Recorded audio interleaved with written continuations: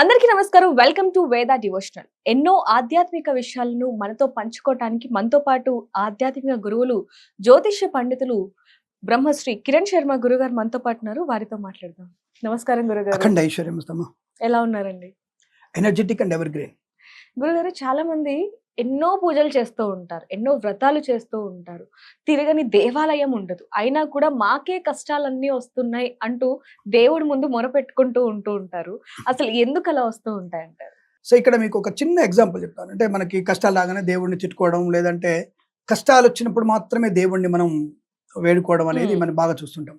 అంటే ఆనందంగా ఉన్నప్పుడు ఆయన దగ్గరికి వెళ్ళం మనం. అందుకే కష్టాలు వచ్చినప్పుడు. ఆర్థికపరమైనటువంటి అభివృద్ధి కానీ, మానసికమైనటువంటి ప్రశాంతత పొందడానికి నిరంతరం భగవంతుడు అనుసంధానం అవ్వాలి.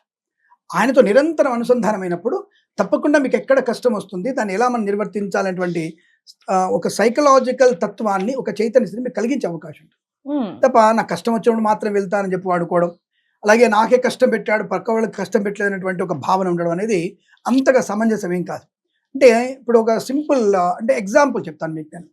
ఇప్పుడు మీరు వేసుకున్నటువంటి బంగారు ఆభరణాలన్నీ కూడా అది తొందరగా తయారైనాయి అనుకుంటున్నారా? అంటే ఈజీగా తయారైనాయి అనుకుంటున్నారా? లేదు. దాన్ని ఎంతో మరగదీసి, దాన్ని బాగా కాల్చి, దాన్ని శుద్ధి చేసి, దాన్ని ఒక ఆభరణంగా తయారు చేయడానికి కొట్టి, దాన్ని అనేక రకాల వంకలు చేసి, దాన్ని ఒక ఆభరణంగా తయారు చేసి అలంకరించినప్పుడు అది అలంకార భూషణం అవ్వగానే వచ్చే ఆనందం ఎలా ఉంటుంది అంటే, ఒక ముడి బంగారాన్ని ఎలాగైతే మనము దాన్ని ముద్దగా చేసి కాల్చి దానిలో ఉన్నటువంటి మలినాన్ని అంతా కూడా మనం శుద్ధి చేసి ఒక మంచి అందమైన ఆభరణంగా తయారు చేస్తున్నామో, అదే ఎగ్జాంపుల్గా మనకి కష్టం వచ్చినప్పుడు భగవంతుడు నీకు పెట్టేటువంటి పరీక్ష. ఈ పరీక్షలు మనం నెగ్గగలిగే ప్రయత్నం చేయాలి. అమ్మ ప్రతి సంవత్సరం పరీక్షలు వస్తున్నాయి, ఎందుకు పాస్ అవ్వడం, డైరెక్ట్గా నాకు ఎంబీఏ రాసేస్తా, డైరెక్ట్గా నేను ఎంటెక్ రాసేస్తా అని చెప్తే కుదరదు కదా. ప్రతి సంవత్సరం ఒక పరీక్ష పెట్టి, నిన్ను సాన పెట్టి, నీ బుద్ధికి పదును పెట్టి, నువ్వు ఎంత ప్రయోజకులు అవ్వగలవు అన్నటువంటి భావనతో ప్రతి సంవత్సరం పరీక్ష పెట్టి నిన్ను ఒక్కొక్క మెట్టుగా పైకి ఎక్కిస్తున్న వాడే మనం పరీక్ష విధానం చూస్తున్నాం. ఆఫ్టర్ ఆల్ మనిషి 100 సంవత్సరాలలో ఈ 22 సంవత్సరాల పరీక్ష కాలంలో 22 పరీక్షలు రాసి తన ప్రయోజనటువంటి ఒక మంచి నేను ప్రయోజకుడు అయిపోయినా, నాకు డిగ్రీ సర్టిఫికేట్ వచ్చేసింది, లేదా నాకు పీజీ వచ్చేసిందని చెప్పేసి ఎంత ఆనందపడుతున్నావు కదా. ఇలా ఆ 22వ సంవత్సరం నువ్వు పడే ఆనందానికి 22 సంవత్సరాలుగా మీరు పడినటువంటి కష్టం ఎంత ఉంది. అవును. అంటే ప్రతి సంవత్సరం పరీక్ష ఎదుర్కొన్నారు, ఆ పరీక్షలో పాస్ అయ్యారు, ఒకసారి ఫెయిల్ అయ్యారు, మళ్ళీ చదువుకున్నారు, మళ్ళీ బెటర్మెంట్ రాశారు. ఎలా అయితే మీ జీవన ఉన్నతికి మీరు పరీక్షల్లో తర్ఫీదు పొందుతూ మీరు పరీక్షని జయిస్తున్నారో, ఎలాగైతే మీ జీవనం సాఫీగా సాగడానికి 22 ఏళ్ళు కష్టపడ్డారో, అలాగే భగవంతుడు కూడా మనకి ఆయా సంవత్సరంలో గ్రహ జాతకంలో, అంటే మన జాతకంలో గ్రహ పరిశీలన, అష్టమ స్థాన గ్రహాధిపతి వచ్చినప్పుడు, ఆ రాష్ట్రాధిపతి వచ్చినప్పుడు మనకు కలిగేటువంటి ఇబ్బందుల్ని, మనలో ఉన్నటువంటి చైతన్యాన్ని మేలుకొల్పడానికి, మనల్ని పరిపూర్ణ వ్యక్తిగా మనం తీర్చిదిద్దడానికి అనేక తప్పుడు మార్గాలు ఇస్తాడు. ఆ తప్పుడు మార్గాల వైపు వెళ్లకుండా సద్బుద్ధితో సత్కార్యం వైపు మనం వెళ్ళినట్టయితే పరిపూర్ణ జీవన ఆనందాన్ని కలిగిస్తాడు. అంతే తప్ప దేవుడు మనకే కష్టాలు పెట్టాడు. ప్రతి ఒక్క వ్యక్తికి వాడి స్వజీవితంలో తప్పకుండా వాడికి కష్టాలు, నష్టాలు, ఇబ్బందులు అన్నీ ఉంటాయి. ఇప్పుడు ముఖేష్ అంబానీ నుంచి మొదలు పెడితే, అదాని నుంచి మొదలు పెడితే, మోడీ గారి నుంచి మొదలు పెడితే, రాహుల్ గాంధీ నుంచి మొదలు పెడితే, అందరికీ వారి కష్టాలు అందరికీ ఉంటాయి. జీవితంలో ఉండేటువంటి ప్రత్యక్షంగా వాళ్ళ లోపల ఉండేటువంటి కష్టాలు బయట తెలవకపోవచ్చు, కానీ ప్రతి వ్యక్తి జీవితంలో కష్టాలు అనేవి ఉంటాయి. ఎందుకు ఆ కష్టాన్ని వాడు ఎప్పుడైతే అనుభవిస్తుంటాడో పరిపూర్ణమైనటువంటి వ్యక్తిగా మారడానికి భగవంతుడు ఇచ్చేటువంటి కష్టం. అంతే తప్ప భగవంతుడు మన ఒక్కడికే కాదు, ప్రతి ఒక్కరికి పరీక్షలు పెడతాడు, కష్టం ఏం పెట్టాడు. అది కొంతమంది కష్టం అనుకుంటారు, ఇంకొంతమంది అది మానసికంగా, కొంతమంది భరించలేక తప్పుడు మార్గాన్ని వెతుక్కుంటూ ఆత్మహత్యలు చేసుకుంటారు. ఎప్పుడు కూడా దట్ ఈస్ నాట్ ఎ సరే. అన్ని రకాల సమస్యలకి దెర్ ఈజ్ నో ప్రాబ్లమ్స్ అనేది నేను చెప్తాను. అసలు there is no problem without solution, there is no problem. ప్రతి ప్రాబ్లంకి సొల్యూషన్ అనేది ఖచ్చితంగా ఉంటుంది. అయితే గురుగారు, ఇందాక మీరు అన్నట్టుగా కష్టం వచ్చినప్పుడే దేవుడు గుర్తుకొస్తాడు అనేది మనం నిత్యం చూస్తూ ఉంటాం. మన జీవితంలో కూడా ఏదో ఒక సందర్భంలో ఆ విధంగా జరుగుతూ ఉంటుంది. అయితే ఇలా ఓన్లీ కష్టం వచ్చినప్పుడే దేవుడు గుర్తు రావటం, ఆనందంగా ఉన్నప్పుడు అసలు దేవుడు గుడికి కాదు కదా, దేవుడిని కూడా తలుచుకోరు. సో అలాంటి వాళ్ళకి ఏ విధంగా ఉంటుందంటే, ఒకటి కృష్ణ పరమాత్ముడు గీతలో చెప్పాడు మనకి, నిరంతరం మదిలో నిన్ను నువ్వు ఉంచుకో, నిన్ను నువ్వు తెలుసుకునే ప్రయత్నం చేయాలి.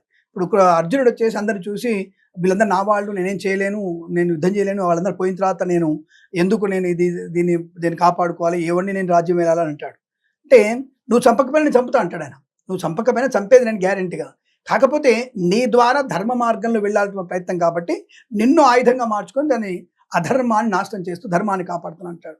అలాగే భగవంతుడు కూడా నీలో ఉండేటువంటి అధర్మ ప్రవర్తనని నీలో అధర్మ ప్రవర్తనని మనం ఎప్పుడైతే పూర్తిగా వదులుకుంటామో అప్పుడు మనకి పరిపూర్ణటువంటి జ్ఞానం ఏర్పడుతుంది.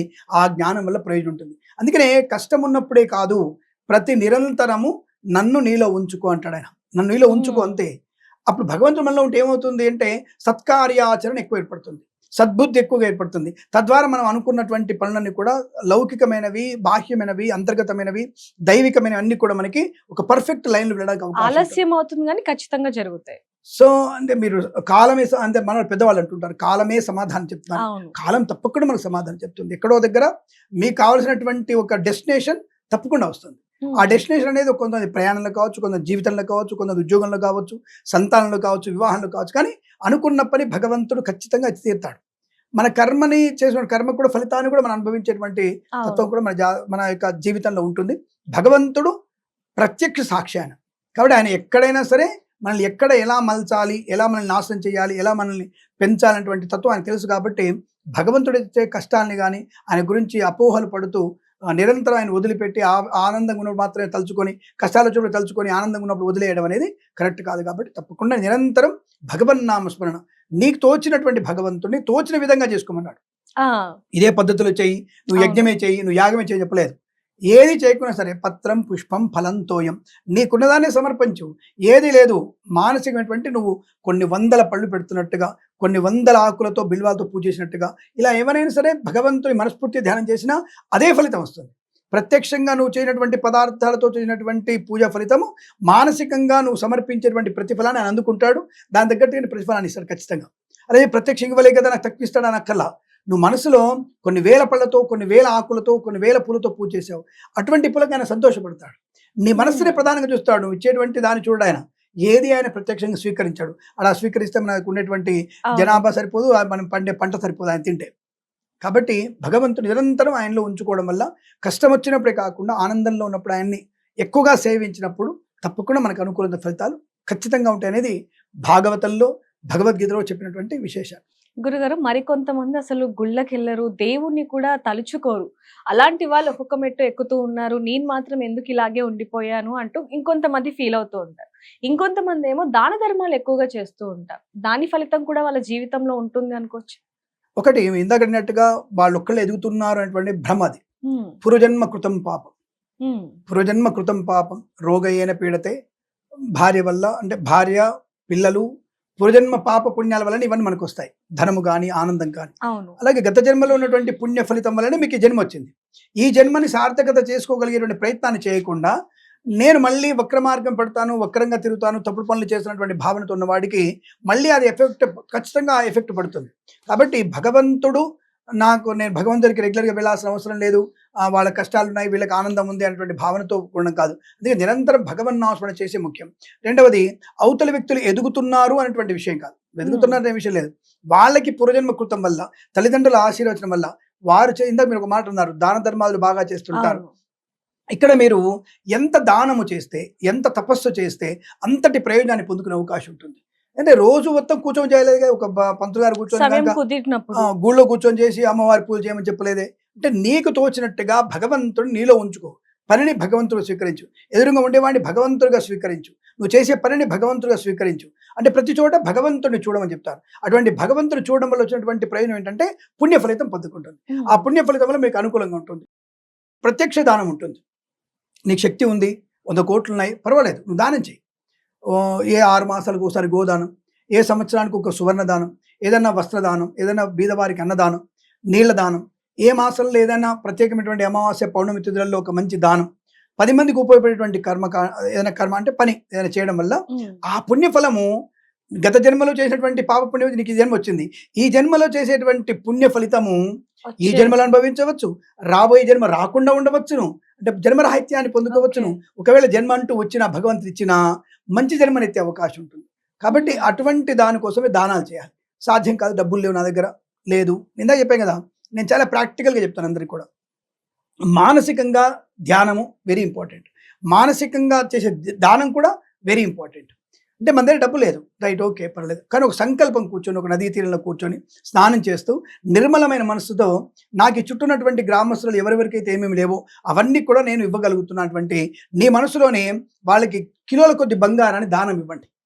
అందరికీ ఇళ్ళు కట్టించండి కళలో ఆ ధ్యానంలోని. అందరికీ మీరు కొన్ని వేల బస్తాల బియ్యం పంచండి, వేల బస్తాల సేంద్రియ ఎరువులు పంచండి, వాళ్ళకి పంటగా ఏర్పాట్లు చేయండి, మీరు ధ్యానంలో చేయండి. ఈ ధ్యాన ఫలితం వల్ల ఎవరో ఒక వ్యక్తికి అటువంటి స్పృహ కలుగుతుంది. భగవంతుడు నీ ధ్యానం వల్ల బాగా డబ్బున్న వాడికి ధర్మకార్యాచరణ పెంచి నీ యొక్క ధ్యానం వల్ల ఇంకొకటి చేత భగవత్ స్వరూపంలో 10 మందికి ఇలా దానం చేయగలిగే శక్తిని ఇస్తాడు. అప్పుడేమవుతుంది, దానం చేసిన వ్యక్తికి ఎంత పుణ్య ఫలితం వస్తుందో అదే పుణ్య ఫలితము ధ్యానంలో కూర్చొని చేయడం వల్ల కూడా నీకు అంత పుణ్యఫలం తప్పకుండా వస్తుంది.